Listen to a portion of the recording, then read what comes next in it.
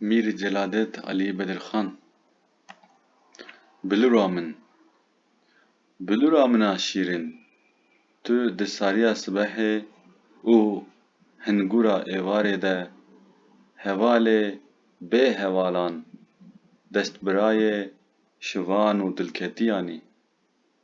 Dengê te hêstirên dilên xemgîran, silava ji hev veqetiyan, girîn û zarîna dilketiyan tîne bîra min. Bilûra min tu yî, xemrevîna terkeserên dinyayê. Dengê bilûra min çiya û zozanên bilind, kaniyên bi gûl û rihan dorgirtî, guhê şikeft û serê zinaran guhdarên te ne, û sira bayê xeribî te di nav pelên darê de digerîne.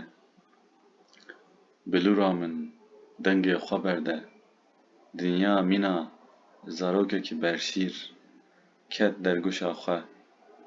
Dengê xwe berde bilûra min û jê re bilorîne, xema wê birevîne.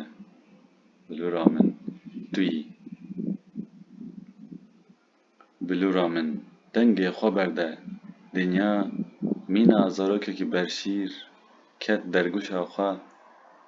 Dengê xwe berde bilûra min û jê re bilorîne, xema wê birevîne. Bilûra min tu yî.